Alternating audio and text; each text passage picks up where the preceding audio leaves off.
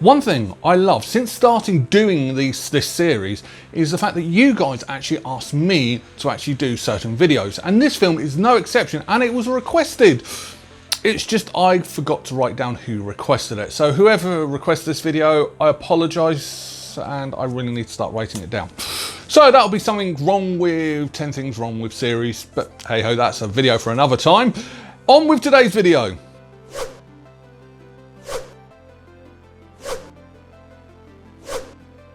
The Fate of the Furious, also known as F8 and also known as Fast and Furious 8, is a 2017 American action film directed by F. Gray Gray. It's a sequel to Furious 7 and the 8th instalment of the Fast and Furious franchise. It tells the story of Dominic Toretto when he's on his honeymoon with Letty, and he is accosted by a cyberterrorist by the name of Cipher, who coerces him via blackmail to working in her and turns him against his team, forcing the whole team to go up against the man who created the whole Furious family.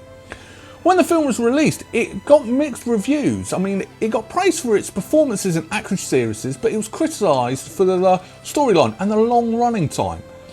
But what else was wrong with the film? Well, that's what we're going to talk about. 10 things wrong with The Fate of the Furious. Number 10. Off-screen issues. Normally, I wouldn't say anything about off-screen issues because it actually does help promote the film. Granted, not a positive promotion, but it promotes a film. It hits national headlines while the film's being made. That part of it's good. It's not good when it starts affecting on-screen performances. Now, it's quite common knowledge that The Rock was not happy with this. Now, he loved his female co-stars, but he didn't have nice things to say about his male co-stars. And that is all stemmed down to the issues between him and Vin Diesel. I mean, has anyone noticed that Vin Diesel and The Rock do not actually share a single scene in this film? But that's because they refuse to. In fact, Vin Diesel actually went so far to cut scenes from the film that included The Rock, including a post-credit scene which was going to be set up for the Hobbs and Shaw film. That was cut, all thanks to Vin Diesel. Now, if you have issues, you need to be professional and still do your job in front of the camera. Now, when it affects your performances in front of the camera, that's not a good thing for any film whatsoever. Number 9. Coordinates. Throughout most of this film, it actually has these on-screen things which look beautiful, saying where this scene's set, whereabouts in the world they are. And it looks quite cool, except for one. One of them, it just has a set of coordinates.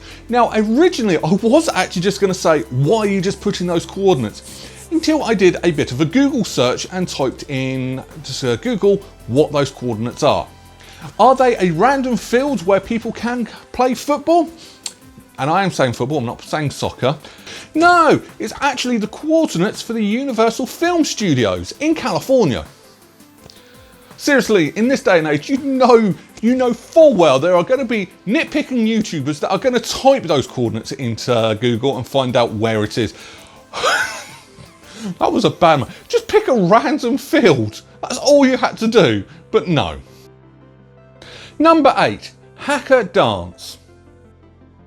The hacker dance has been used by the New Zealand rugby team, also known as the All Blacks, since 1905. And it is impressive, it is awesome. And oh my God, when you watch it, you think, wow, no matter what, it helps get that team going. Now, in this film, they do it with a girls' football team, and it doesn't quite have the same effect. In fact, it was quite, flat. I mean, granted, there was a bit of a joke afterwards saying, I'm not playing this, from one of the other members of the team, but yeah, that sort of just went badly. Number 7, not using guns.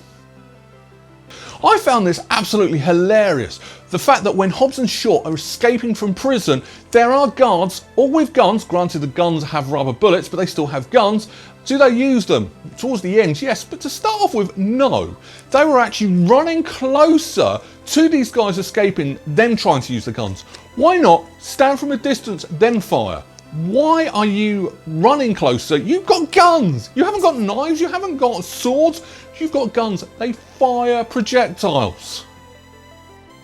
Number 6, phone call. So after the prison escape, they're in the secret military base, and while they're all talking and trying to search for Toretto, Shaw is in the background on a phone call. So hang on a sec, you have just got this criminal who's just escaped from prison making a phone call. Why?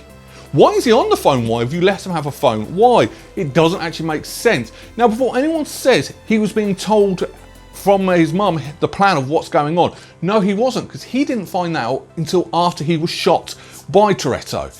But yeah, it didn't make sense. Why are you letting this convicted criminal on the phone inside a secret military base? Any answers? Number 5, lack of family. From the beginning, the Fast and the Furious franchise, the biggest emphasis it's always had is family. Know your family, be there for your family.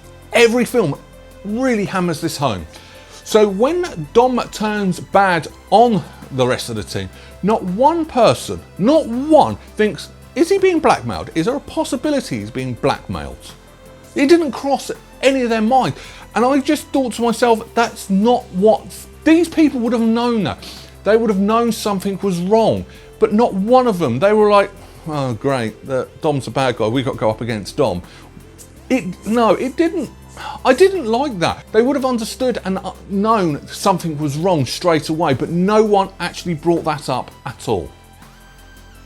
Number 4, radios. So during the Berlin heist, they're all talking through a hands-free radio to each other, which is cool, it's quite futuristic, and I have no problem with that. The problem that I've got is later on, they're all talking with handheld radios. They're all picking radios up. What happened to the wireless stuff that you had earlier in this film? Anybody? Anybody whatsoever? Number 3, EMP. So Dominic has actually set off an EMP blast, which would have knocked out every bit of electronics around. It wouldn't have shown a shockwave like it did in this film, but that's a different matter. But one thing it would have done is knocked out the electrics in Dom's car. So Cipher would not be able to carry on talking to him because those electronics would have actually been knocked out. Now, I could understand that if he might have turned it off, so he wouldn't have been affected and turned it back on afterwards. But still. Also, the submarine, which was apparently switched on, and the EMP actually knocked everything out. Great. You would not then be able to remotely access it because there's no power to the sub. This is big flaws. It doesn't work like that. There's no power. You cannot remotely hack into a computer if that computer is switched off. For a film that's supposed to be about cyber activists, it's very easy to stop a hacker. You turn the computer off, end of, they can't do anything. Number 2, speed. So the amazing chasing across a lake of ice at the end of this film is impressive. However, it's very, and I mean very inaccurate. Now, let's face it, these cars could probably do 80, 100, at a push, 120 miles an hour. On ice, it would have been a bit of a stretch, but it's possible. Okay, so I'll buy that one. But let's start off with the submarine. Now, the submarine, an Akira class submarine, can travel up to 30 knots per hour in open water at full throttle. That's also the fact that the propeller was actually going in reverse, but we'll skip over that one as well. That translates around about 40 miles an hour, give or take some. So it would not be able to catch up with these cars at all. Those cars would have been long gone. But that's not the worst one. They do fire a heat-seeking missiles. Now, heat-seeking missiles actually travel at a speed of 2.5 Mach. In translation, that's 1,900 miles an hour. I think the actual terminology is 1,018, but we'll just stick to 1,900. At a car going 100 miles an hour. It would have been taken out within seconds. Up, bang. That's it. A heat-seeking missile would not be going that slow. It would just go out of the sky. It wouldn't be able to stay up as far in the air. Also, the race at the beginning. Going in reverse is the same as first gear, just obviously backwards. It would not be able to go that fast in reverse. For a film about fast cars, they do play quite loose with the speed of these vehicles, really. Number 1, attention to detail.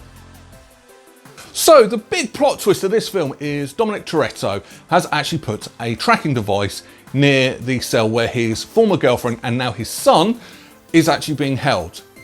You find this out right at the very end of the film when he shows his necklace with a blinking red light on it. Sorry, what? Blinking red light? That was there for a few weeks and nobody noticed that little blinking red light. It would have been annoying as hell. Hell, even filming these videos in front of me, I'm looking at the camera and there's a blinking red light, which is annoying as hell. So you telling me that nobody noticed in all that time, nobody noticed a flashing, blinking red light? Really? Final thoughts. Now I'm going to be honest, I haven't actually watched a Fast and the Furious film since the third one, Tokyo Drift. I lost interest after that. But now I'm doing this series and someone's actually requested it. There's a part of me thinking, shall I watch all of them to get up to this point? And I thought, no, I'll jump straight into number 8. Now, I don't know if that's worked in my favour or not, but I will say I was pleasantly surprised. Now, at the beginning of this video, I did say one of the biggest criticisms was the storyline and the length of the film.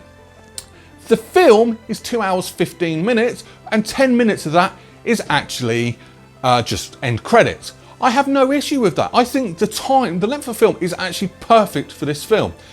And the story, what was wrong with the story? It's quite a simple, basic story. You don't want a convoluted film for a film like this. You want something that you can just get in, sit back and enjoy. That's all I wanted. That's what I got. Brilliant. And in fact, they still managed to do a bit of a twist ending into it as well. That's kudos to the scriptwriter and director for actually pulling it off. I actually got suckered in and didn't believe it. So it was brilliant. Well done. The acting was fine. Now I know Dwayne Johnson has actually said a lot of the time he wasn't acting because he was angry making this film, and that shows in his performance in this film, but it works. So I'll let that off. Everything was good, and one thing I loved was the effects they used. Actually putting cameras on cars as they throw them off a building so you can actually see as it's falling. Brilliant. The cinematography on this film is absolutely amazing. There was only one scene I didn't like, and that was during the beginning where the camera is just doing this. I didn't like that, but the rest of it was brilliant. It just looked beautiful, which is what you want from this film. You want to see cars looking amazing. You want to see nice, beautiful, exotic locations. That's what this film screams, and that's what we got. So I don't understand where these critics are coming from. I surprisingly enjoyed this film. And when I actually watched this film, I said to my partner, I'm actually enjoying this film. And she looked at me in shock. It's like, that's not your type of film. But there you go. So what am I going to rank it? Well, I'm actually going to be humorous with my rankings this week. This is the 8th Fast and Furious film, so I am actually going to give it 8 out of 10 berries. I know, I'm being sad, I'm being cheesy, but hey, what the hell. But that's what I think. What do you think of the film? Did you enjoy it? Are you someone that hated it? I know there's a lot of people saying it's not as good as Furious 7, but I haven't seen that one. So, has that actually changed my opinion on this film slightly because I haven't seen the previous ones? Let me know in the comments below. But what are we on doing next week? Well, I'm going to go back to do some fighting games. We've all seen by now the announcement trailers for the new Mortal Kombat film. So let's go into the second Mortal Kombat film, Mortal Kombat Annihilation. If you're looking forward to seeing that, I will see you next Sunday. Take care. Bye-bye.